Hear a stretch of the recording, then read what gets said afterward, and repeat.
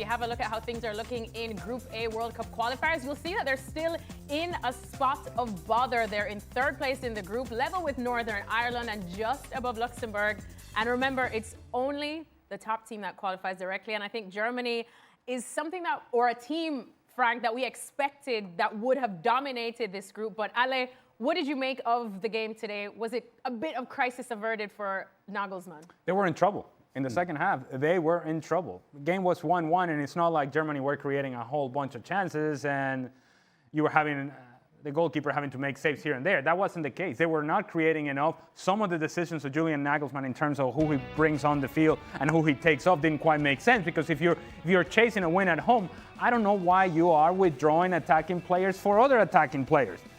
How about you take a risk? How about you add Max Bayer to play alongside Nick Woltemade and then have Wirtz to float in and around them, or Amiri to float in and around them?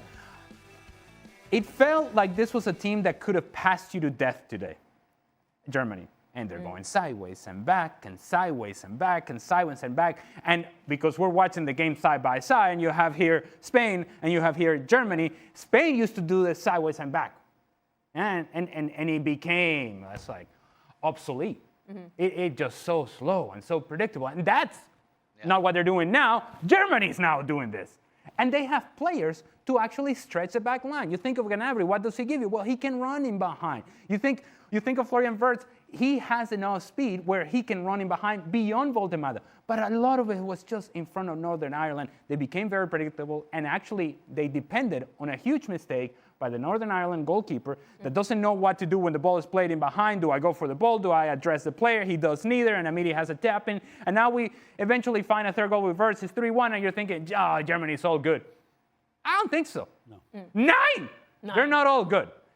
This is a team that still has issues. All the things that we spoke about Spain. Lacking in Germany. Germany were the complete opposite. They got 3 goals.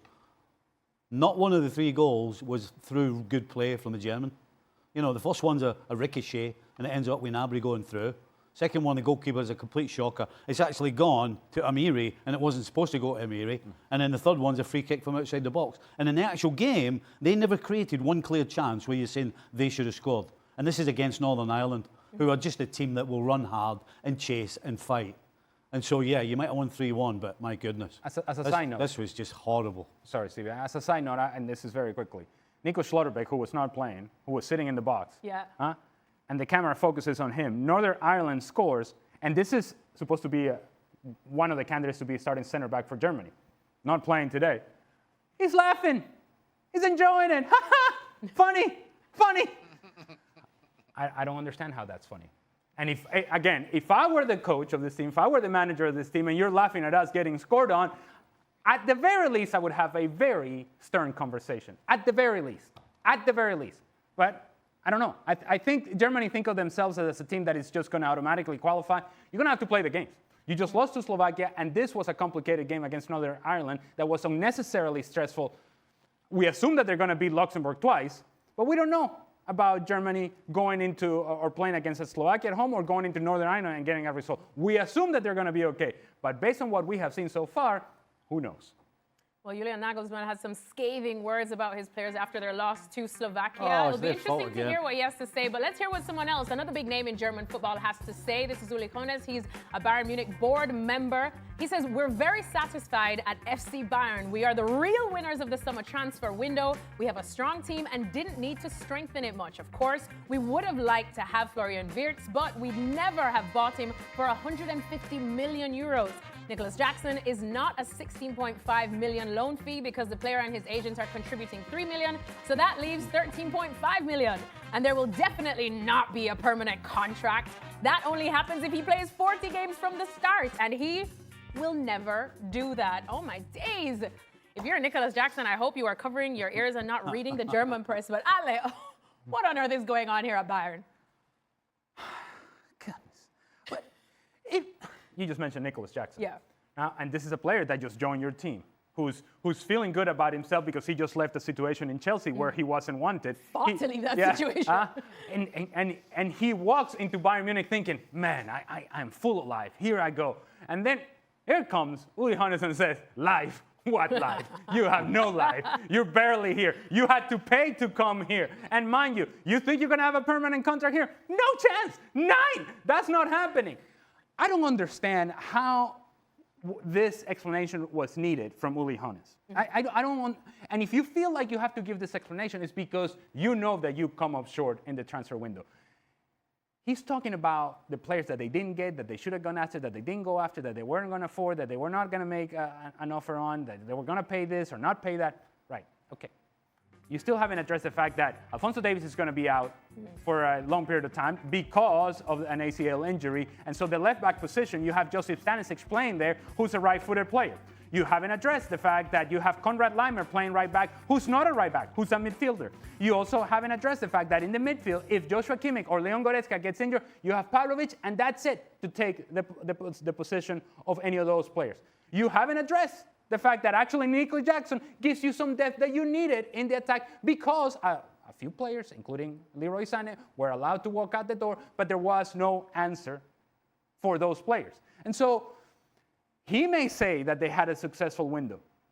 They had an okay window, but they didn't address some of their most dire needs. And the Nico Jackson situation is one that they needed to do because they were running out of time in order to cover for the potential absence of Harry Kane. This was not an excellent window for Bayern Munich. Frank, you're probably the only pundit on this show that has even tried to stick up for Nico Jackson as well in this transfer saga. But if you're him, you're trying to reinvent your career, you're hoping for a new chapter in Germany. This is the last thing you'd want to hear one of the big bosses at Bayern talking about.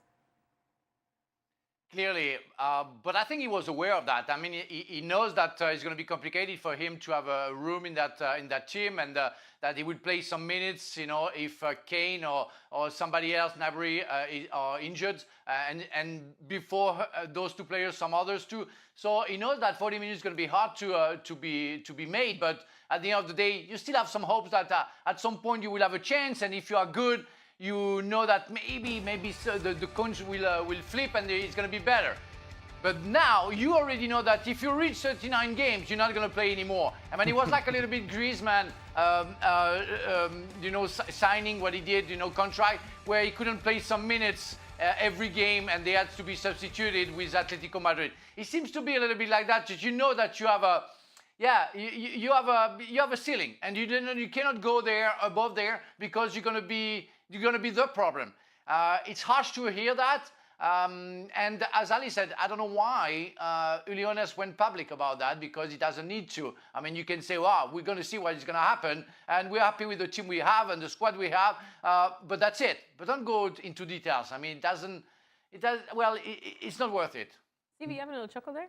Well, I'm trying to put myself in Vincent Kompany's shoes. I'm thinking, as soon as I hear this, do I go straight round to Jackson's hotel or house, or do I wait till Monday morning to have a word? Because now he has to get him on board. And listen, footballers the majority of us are pretty realistic. We know when we're in a situation, whether we're in a team, fighting to get in it, we figure all that out. But what you don't need when you know it's going to be tough to stay there at the end of this season, you don't need somebody slamming the door in your face. And that just makes it worse. It just makes it harder to come into training. It makes it harder sitting on the bench or in the squad if you're not even on the bench.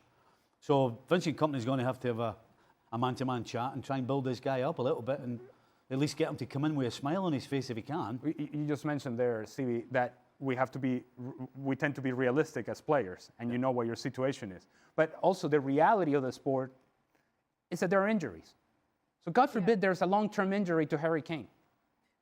And now you're going to have to depend on Jackson, on the guy who you just told him, no, he's not going to play. So you just mentioned there that the door was slammed in his face. This door had just been open. And Jackson thought, okay, this is an opportunity. And out of nowhere, you've turned to the same player who you were giving life to and said, not so much.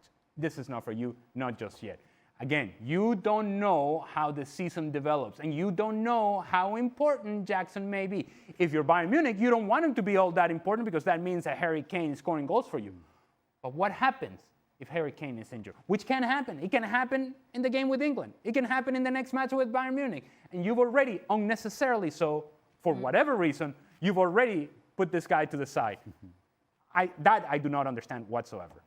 All right, well, less than a week now for the Bundesliga to return on ESPN. Bayern Munich are in action on Saturday against Hamburg. But before that, on Friday, please join us for what looks like a really enticing one. Bayer Leverkusen, without Erik ten Hag, up against Eintracht Frankfurt. That's 2 p.m. Eastern.